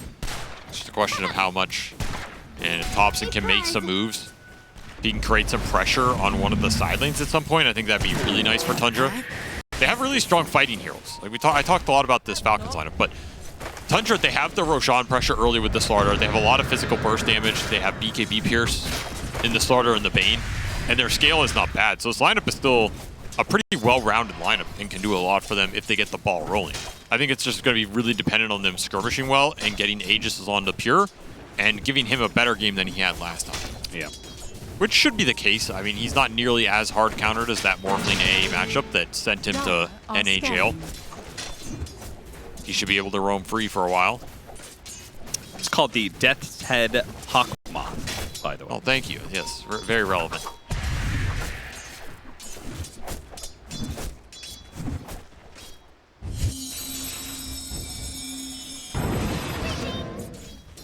$11 denies from Malreen. Again, with a kill going early to Thompson. He is destroying this matchup right now. Top lane getting into a fight that gets a kill on a Crystal Maiden. Tundra Not bad. winning this side lane. 22-2 for Ramsey, so he's doing very well in the CS. And it's not like the Pango is that far behind him. But the Luna isn't also that far behind the Naga, so... Skeeter's actually suffering a bit more than I would have thought. I think this is kind of a free-farm lane for him. But Tundra getting the better of him in the side lane. Side lanes were an issue for them at the start of that game one, so repairing a bit of the issue here. And putting in some good work. Luna definitely helps you in that regard. Just the bonus damage on the map, not insignificant. Yes, now that we've hit nighttime, gonna be very impactful. Man, once more ATF is just... He makes these melee offlaners look incredibly scary from a laning perspective. Yeah, Mari's played Pango 3 times since he has joined Falcons. 100% win rate. In fact, he's only lost one game in his career on Pango. Another kill in the top lane on the Crystal Maiden. We see the Crystal Maiden somewhere in the jungle getting run down by 2 heroes, Avery. I think you... that is a classic. That's a classic. Crystal Maiden classic. And they get ATF as well. He was doing quite well down here, by the way. He was actually top net worth in this game off the kills. So that's a big one for them to get and swing a lot of momentum in this game. I thought this laning phase was going to be a lot harder for Tundra. But I feel like they're just out executing here down the stretch. I mean, there's nothing you can do about mid, but the side lanes definitely played a lot better here from Pure and Ramses in the first 6 or 7 minutes. Getting the double kill top on staking, also a pretty big deal. Shut down this Crystal Maiden's momentum in the game, get a bunch of XP going your way instead, which was a huge problem in game one. You gotta remember, the Tundra support duo was really far behind in the XP department and just had trouble scaling into that mid game. So now you're gonna have the advantage on your side this time. You're gonna have some powerful supports to do it with. Luna Aura is gonna help them fight on the map, continue to scale up. And like we're seeing, that differential in the Slardar Naga, that's a big deal here. Coming through the gate. A backstab attempt from Snake King off of the low HP Luna. Break this laning phase open, not continue to feed top. But Pure will make the read. Back the hell out of there. I mean, it's a tough nighttime gank in a Bane Luna lane. It's so much extra night vision. They're very fast, tanky heroes to dive. Not the easiest safe lane to gank at this point in time, especially when you don't have a Pangolier 6 to force the issue.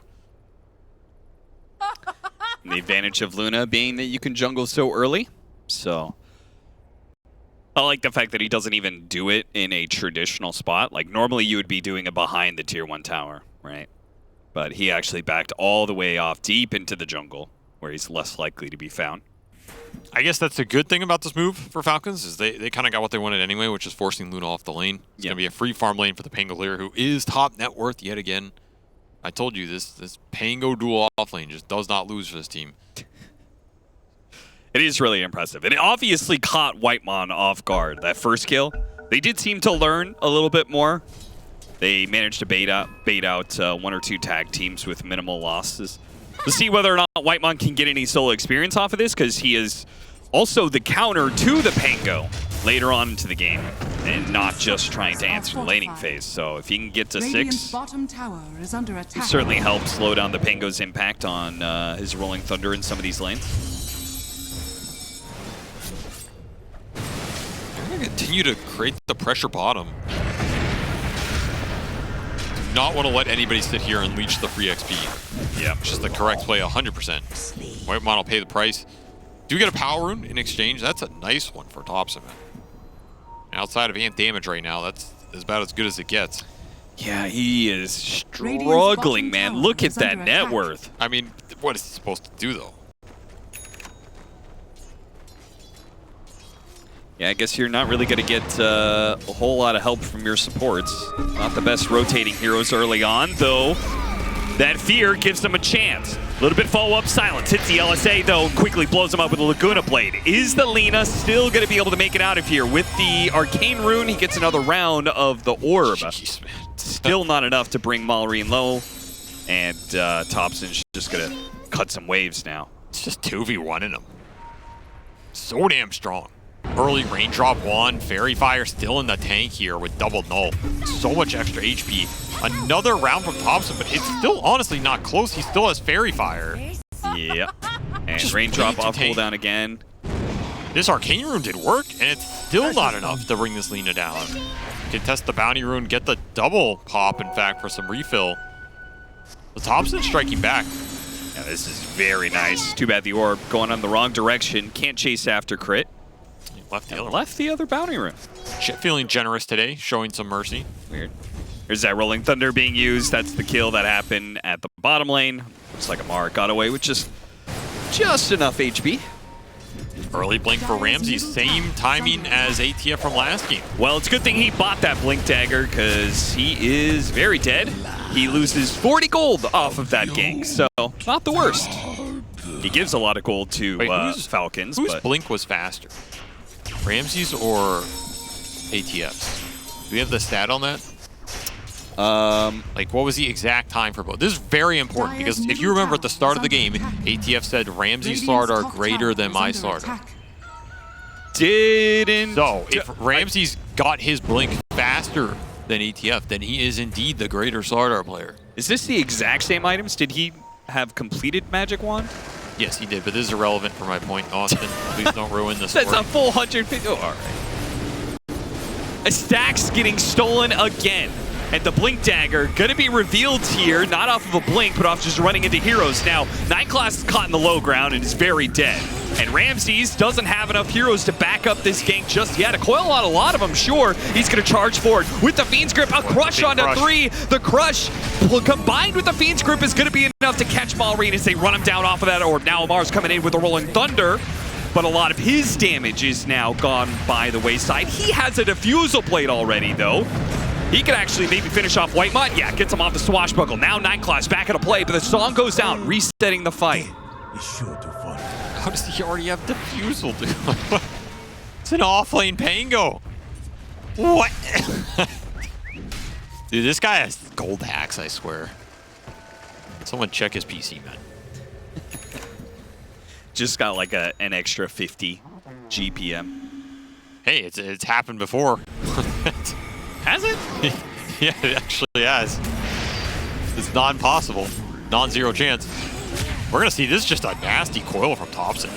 Gets all three locked in here. You get the grit from the high ground for Whitemon, and Crush dealing a huge amount of damage here in the river. Some extra move speed. If you don't have the Diffu here on the Pango, there's no way you're turning this as much as you are. Falcons licking their wounds after this fight as Ramses gets some work done, even finds a Tusk on the backside. A nice combination, of course, for them putting this Blink Dagger to use early. Oh, he just had so much momentum, too, to get shut down as he goes to the bottom lane, outnumbered by Falcons. And 9 Class, who takes a sneaky little route through the gate. Well played there. Good follow. He may still get run down, but it's going to cost him some time at least. Seems like they have a pretty good idea where he is, but he dodges the LSA. What a positioning there. Even if he's going to die here, but man, that was a sick little juke. He'll take out to the Dragon Slave, it looks like. What was that projectile? That was the shot that he threw from the bottom lane, and then he went through the gate and then followed. He should have let that kill him. That would have been so cool. That is going to be a pick off on the Crystal Maiden here. Crystal Maiden, one hero Falcons that is suffering the most here. TP out. Nightmare lasts just long enough. That's a heads-up play. Got him on the other side of his orb. He jaunted into a Walrus Punch. Ooh. And again, okay, Crush comes out from Ramses. Trying to chase down these heroes. Crit separates them with the shards, and Amar is more than taking enough to survive through this. In fact, it's going to get bad. He's going to get Rolling Thunder on. Nice shot back there on the Naga Siren to prevent her from coming into the fight immediately. Got the blink out. Ramses dodges the damage from Amar and gets the blink away. Well played. And Crit he's been on fire lately, but he's been on point this series. Yeah. Positioning, spell casting. Oh, man. The problem with lanes so often against Falcons, they get a lead, they get some stat items, and they get themselves just enough HP that they're able to survive through situations like that. Get the turnaround. The tip comes out. Crit, his old teammate here, Dire's top tower says it's been a while, Mr. Ramses, but Radiant's bottom tower is under attack. I still know your tricks. Radiant structures are fortified. Is this, Dire's middle tower has fallen. Is this Muerta Radiant's bottom working tower out to your is under expectations? Dire's He's having an middle tower okay is game, under all things attack. considered. I mean, his net worth is Radiant's okay. bottom The laning tower phase, has they got the fallen. double kill on the Maiden. The skirmishing is what really hurt 9 Class here. Yeah. Just because, his mid is so far behind because that matchup is unplayable. Like, you can't go to mid and play around this coil as much as you want. You're not going to get that 1 or 2 extra kills off it that you wanted out of those fights. Yeah, that's supposed to be the combo, right? Both your W works really well off the coil if they're staying in that area, and then you should be able to Fear Shot, break the coil. So if Puck's having a worse game, his game is automatically worse as well. So sure. All things considered, I don't think he's in a terrible position, but he's not finding that momentum he wants. Yeah, now it could get a little precarious here over the next 5 minutes. Charging in, going straight for Amar. Thompson and Ramses have made the call. They spotted Amar, a very valuable kill, the most farmed hero on Falcon's side. A hero with a huge kill streak as well, worth 1,000 gold. Now they may bleed out some heroes here as Whitemon trying to dodge the LSA, but only so much you can do. They're still happy with that trade on the side of Tundra. The question here is, at what point does Pure want to join some of these fights in the next 10 minutes, and how fast do you try and accelerate this Rosh on? Because if I'm Tundra, I want Rosh as early as I can get in this game so that you start spawning those next ones as early as they can. Yeah. Because you don't want to, the later and later this game goes, the Rosh on becomes harder and harder to force when the Naga and the Pango are stronger. All of a sudden, you can just go in and you can take those fights with Sleep and Rolling Thunder. You can maybe just start doing them yourselves off the back of some of the Lina and Naga strength. You have Tag Team to buff that up as well. This is not a weak Rosh team by any means for Falcons, and you need it on the side of Tundra. You need these Aegises on Luna, particularly that second and third Aegis to be able to push your progress in this game. So you have to start setting yourself up for that, and the earlier you do it, the better it's going to work out for you here. Manta done for the Luna. Gonna help Pure push these waves, maybe take a free tier 1 top if there's a fight somewhere else.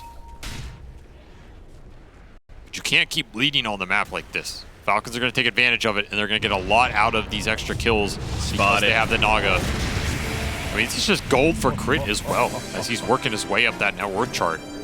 Yeah. Looking at Blink. Like I said, one of the things about this Naga lineup is if you give the displacement to this Naga lineup, it makes it that much scarier. If Crit can get to Blink plus Ags if he wants at this game, it's pretty terrifying. He can also just tank up too. And we could just see, you know, utility Tusk here, BKB Lotus Orbs, Force Staff, I don't know, whatever he wants is not bad. Being able to kite out and reset some of these initiations from Tundra could be pretty damn nice. Ramsey's actually bought out his shard. Under attack. So that'll slow down some of his item progression, because last game we saw what Falcons did with the Slardar. They're winning the game. Already knows exactly where he is. Yeah. He's going to blow him up. Throw as much damage as he can. And another Dragon Slave? No. He didn't axe before. Yeah, you're right. Radiant's bottom tower is under attack. Little mechanical misplay there. Cost him the kill.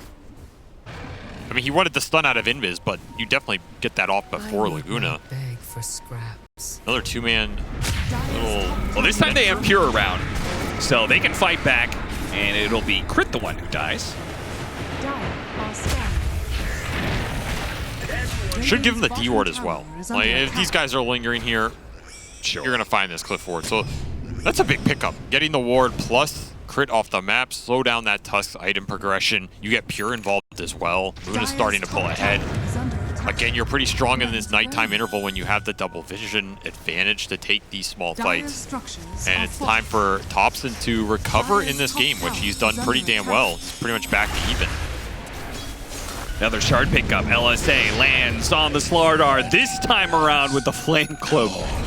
That damage is a whole lot different. Rolling Thunder going to be put to use with the Boots of Travel coming in. If Amar can catch up to him and stun him multiple times, they actually use the Fiend's Grip, but Malrain's behind him. Silence. Caught inside the Rod of Atos. Already speared back into the Eclipse as well. Pure, he's waking up. They finish off the Amar. Now they need to catch the Lina, but caught inside the shards now. Pure trying to back away, but surrounded by too many heroes. Skeeter and Crit with the tag team, and they can call a reset here.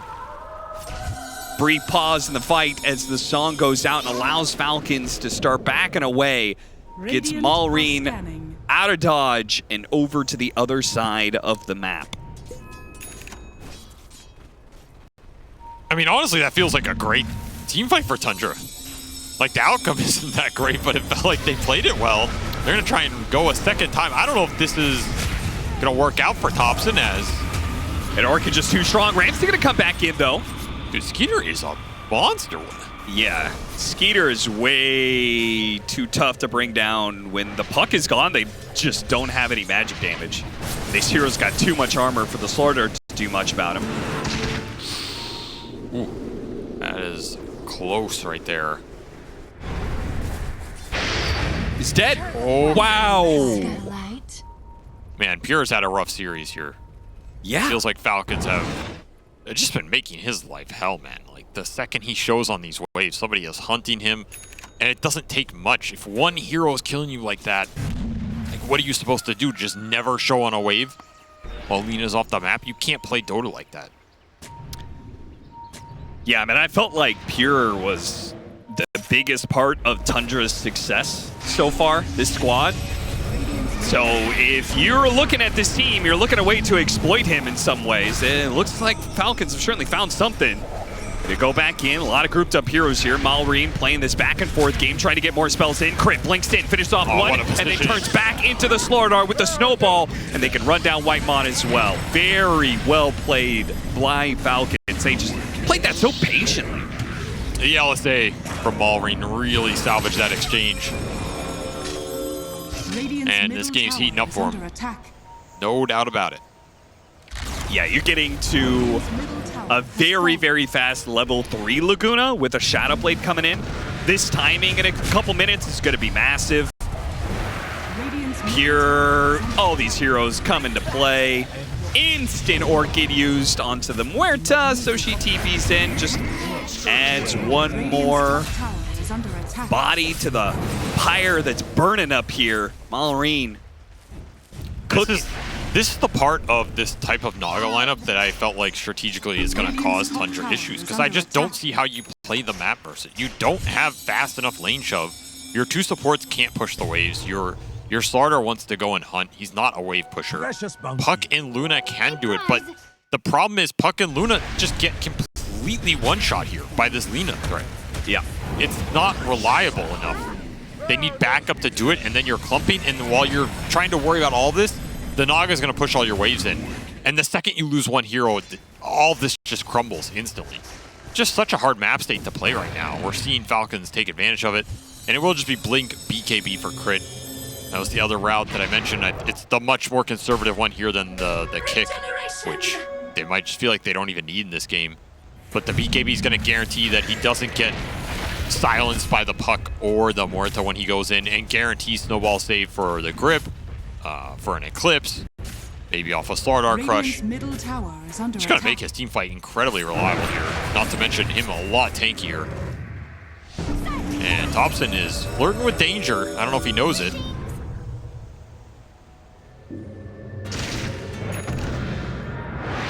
TP's out. Maureen was looking for him with that Shadow Blade. They even used the Rolling Thunder, hoping to find him. This is Roche, though. And this is not the Roche you can afford to give up if you're Tundra. You have Slardar Luna and you're giving up first Aegis.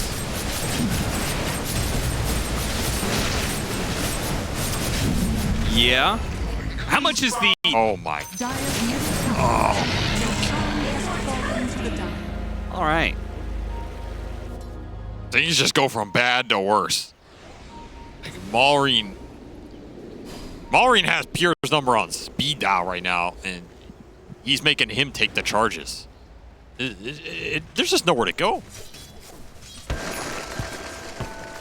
And it's not like Tundra isn't trying to be active with their other heroes to create space for this Radiant's guy. bottom tower is under attack. He got a BKB, but that still doesn't solve the issue that he gets one shot. Yes, that's the problem with the lane shove Yeah. strategically in this game, is you can't... nobody else can push the waves out but the Luna. The Luna has to do it, but the second she does it, there's always that potential threat of just getting one shot by the Lina, or even the Lina plus Tusk here. It's 100 to 0 guaranteed. Is under attack. Which means if you're Tundra, you have to sit somebody behind him. Like, you have to have the Bane behind the Luna or something. I don't know, but it has to get done. And while you're worrying about this, Maureen's just already setting up the next play. He just knows where you are. Radiant's bottom tower is under attack. Thompson with the shard. Maelstrom is trying really dude. hard This guy is just too good right now. to kill waves and not get spotted. 13-1. LSA doesn't quite land. Ramsey's trying to dodge damage to get a blink up again. Well, I said 24 minutes. It is 24 and a half. It does feel a little over. Radiant's Yeah, but they're bottom still tower going, is so under my attack. prediction, awful. You need to be so hard on yourself Nope. there. Come to mama. What a line. Loaded to the gills. Well, that's your Grandmaster tier here for it. 1 of 7. Soon to be 8. Radiant's bottom tower has fallen. You get the Luna Shard, and you have BKB. So Pure, he can join these fights. He can have solid impact here. But it's a question of how do you get that fight if you're Tundra? How do you Radiant's set it top up? tower is under When all your attack. lanes are getting shoved in by Naga, Maiden's giving everybody extra mana to push the waves. You know, the Pango can do that with extra ferocity this game, as he's just getting his mana replenished here. You don't see much right now. You have a couple defensive wards you can play around, but that's pretty much it. You're still having issues getting any sort of lane equilibrium in your favor with the Puck, who, you know, Thompson's afraid to split push super deep because of this Lina threat right now. Radiant's middle So how do you tower get is that under fight? attack. How do you set yourselves up to take those timings that are good for you around this Luna? There's no easy answer. There might not be an answer, as now Skeeter is starting to assert himself. He has hard finish. Age is still up for 2 minutes. And by the way, it's still a pretty good Radiant's Naga middle game. tower has fallen. Yeah, just a little bit. It's not like they 100 to 0 countered him. Radiant's middle tower is under attack. Rolling Thunder going to be put to use. Whatever they find is good enough. And it's going to be Whitemon intercepting this jump. It'll be the sacrificial lamb to let everyone else from Tundra go free. So that is, I mean, that's like the play Thunder have. the Luna pushes the wave and you bait the Luna. Falcons just bring everybody that time and are ready for it. No turnaround potential. Radiant are Tundra scanning. continued to struggle to find any footing on this map. Radiant's top tower One thing is that looked under really attack. good last game with the Slardar, by the way, was the Falcons doing Tormentor with the Slardar. Just him +1 support was good enough to do it. Yep, very efficient. And here, Falcons are taking your Tormentor, not at 20 minutes either. They had a solid 6.5 minutes that they maybe could have found that window to do Radiant's something middle like that. tower is under attack. Now, maybe the Scanning. shard just doesn't make a difference on Tundra. I mean, the best would be, I guess, that Brain Sap AoE, which... I mean, you're taking it away from Radiant's Falcons. top tower Yeah, is that's under true. It's attack. always a big difference here. You have to look for that kind of small stuff on the map. Otherwise, you're just bleeding. You're just bleeding out at a very fast rate here. We're seeing this lead grow at an increasing rate. Dire's As bottom Maureen tower finds the is under pickoffs, the attack. rest of the team find the Radiant's objectives, top and the tower is Naga under finds the attack. lanes. Like, which battle on the map are you winning right now if you're Tundra? It's not the team fight. Dire's It's not the bottom split tower push. has fallen. Getting picked off by Maureen. In fact, Maureen, he's going to go for it. Blow him up. Oh, it's too damn much damage, man. He try and punish him, but he's flying. Now they're going to be the ones to get punished. This song Wasn't too bright. is going to allow them to set up for a kill on Ramses, and they got the Bane in there as well. Radiant structures are falling. So the Bane might go free because of the Glimmer, but Slardar is certainly not. As Lena's just completely picked them apart, and Oh, once he more, knows. He always knows, man. I will also say that neutral item, Whisper, for the extra spell amp is just, Oh, that's so... it's money on this hero. Pure money. Once again, just 100 to 0. No save. You even had double stun near him. It's too fast. Yeah, it's like all you can do is laugh it off. It's like, that one's not even on me, guys. Like, you're supposed to be the advanced guard. You're supposed to be the watch party here. Yeah. What are we doing? It's just too quick.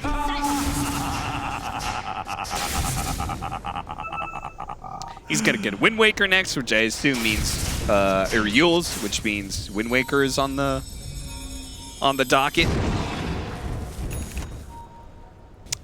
Full out Bloodthorn, so now then the Naga, when you get this debuff on somebody, they're going to die really, really quick. Nobody on the Tundra team can survive. They through won that. him on this sentry.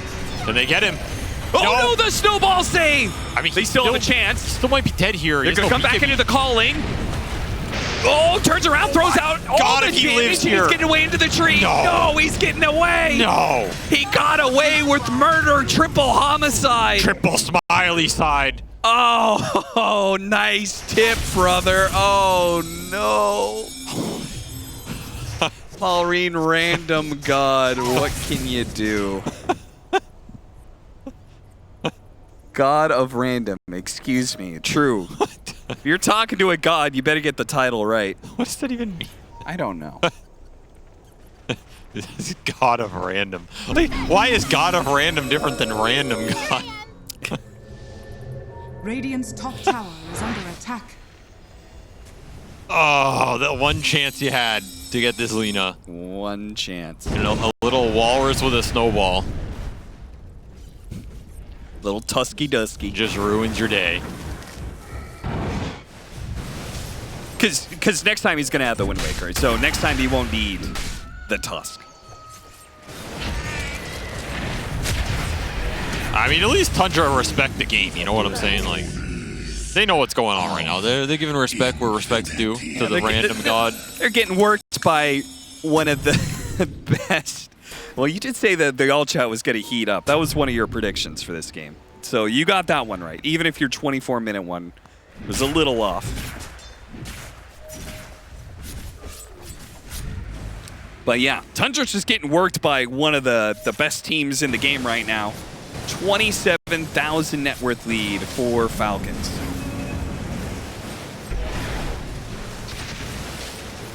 And I don't know if they're going to go high ground directly, but they could certainly chip away at it with illusions.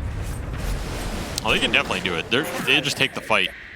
Use the Naga to set up a kill with the Lena, like they've been doing all game. It's pretty reliable. You have guaranteed Tusk save for whatever happens.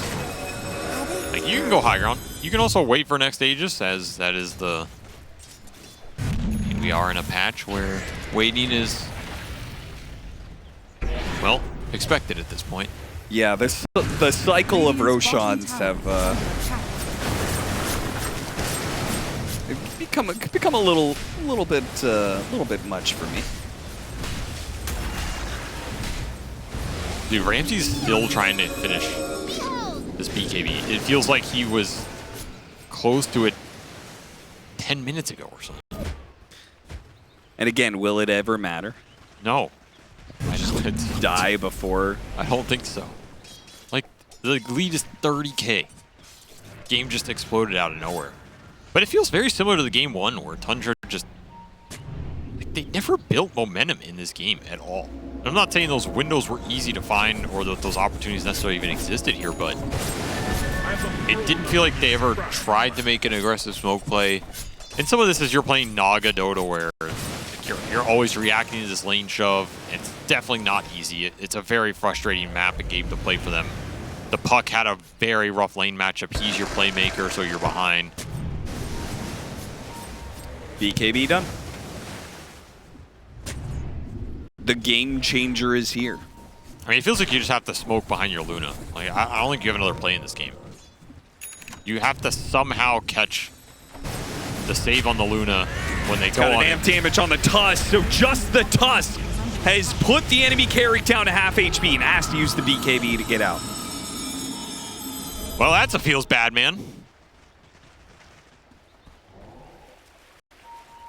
Don't feel good, that's for sure. All right, Roshan's coming up, so Falcons AC. back to it. AC. Amar's like, brother, let me be a part of this too. Everyone's dead. Anytime we see a hero and I try and go on them with Rolling Thunder, they just die. Well, welcome back. Welcome back, Maureen. You had a nice little break there during Wallachia. But now, Falcons at 100%. Crush goes out. Wind Waker helping Snaking, but not enough. So they finally get a kill. It's been a little bit since that happened. Hey, we're back, baby. We're back. Killed the 5 position. Is Tundra back? That's the question right now. Navi's back. Well, they're back to the base right now. So is Tundra back? Is Ramsey's back? Is Navi back? No. Okay, thank you. Yeah. Invisibility.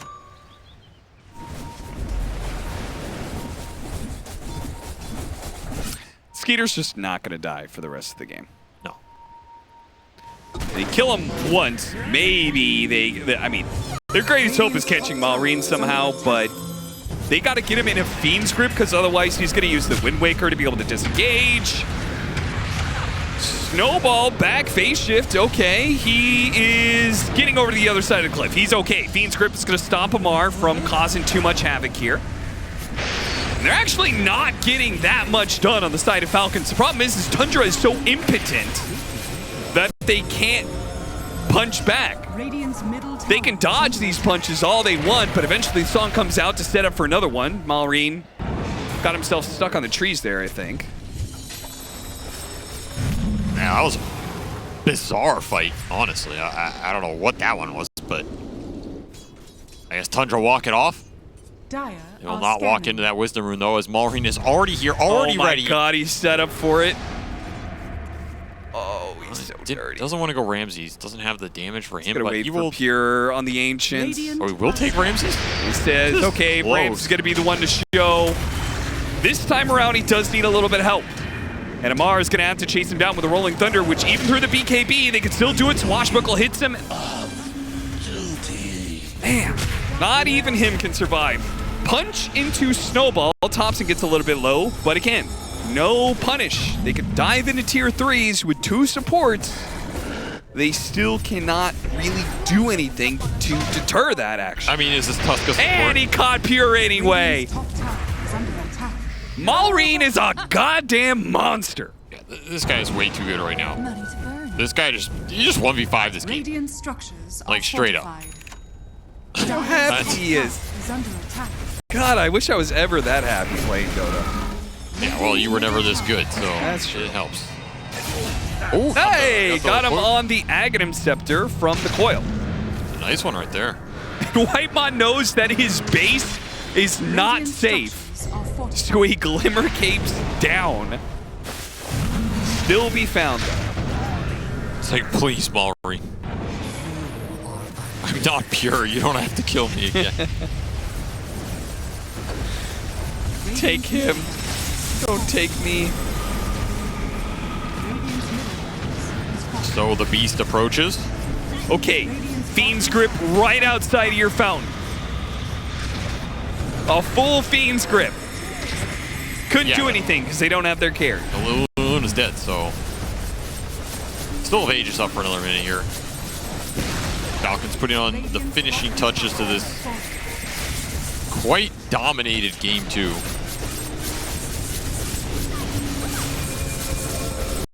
Nagalina, hell of a combo when you get it working. Just made this game easy for each other. Bye, Thompson. Got him on the Bloodthorn too. And he just Wind Wakers away. Ramsey's what else? On top of him, got hit by the Lotus. Okay, there is a little bit of helping hand. Coil snaps, still not enough damage though. The song stops it all. They take a breather, reset, go for the kill. Misses on Thompson. Now Amar is rolling through with the snowball doubled on top of that one. This is their last stand. And it's not much of one, frankly. The Eclipse damage being soaked up by all of the illusions. They're just trying to force staff. Mallory, Back to what's the one more for fountain, the road? One more Laguna Blade before the Jeez, GG man. is called. 19. 1. 17. A GG legend, Ramsey. Well, that was a game of Dota 2, ladies and gentlemen. It was a beatdown.